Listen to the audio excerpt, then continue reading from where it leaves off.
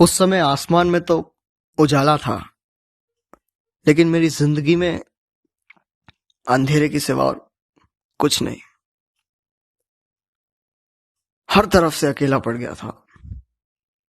इतना डर गया था कि खुद की जान लेने की भी हिम्मत नहीं जुटा पाया।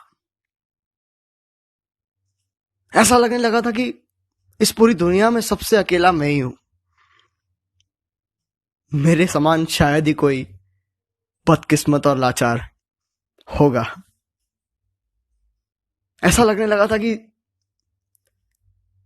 जिंदगी तो मैंने कभी जी ही नहीं है। लेकिन जैसे ही ये सोचा, मेरे दिमाग के एक हिस्से में जहां पर जिंदगी बसी थी,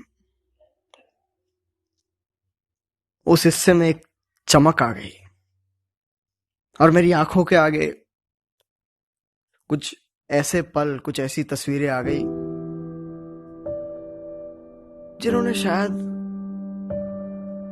उस वक्त की फील को ही पूरा बदल दिया।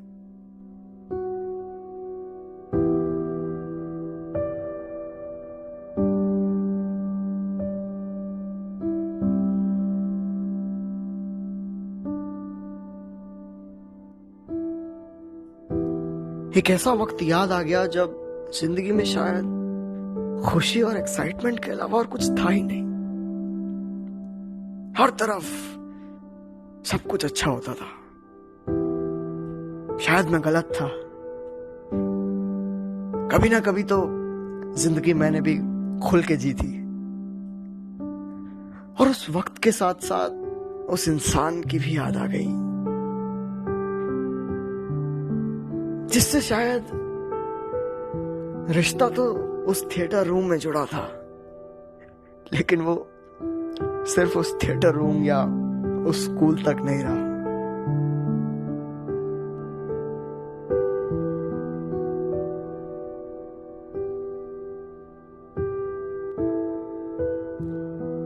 आयुषी दी,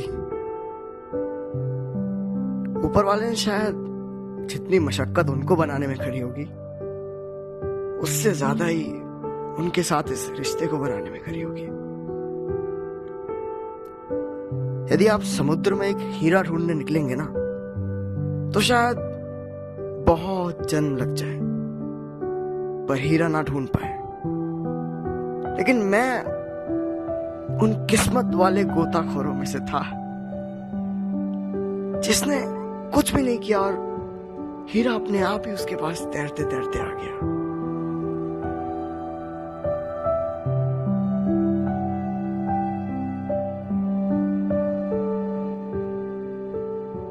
She is one of those rare people in this world जिनके पास शायद कुछ भी नहीं होगा, फिर भी जब अपनों पर तीर चलेंगे ना, तो अपनों को बचाने के लिए वो अपने आप को ही ढाल बना लेंगी और सारे तीर अपने ऊपर ले लेंगे।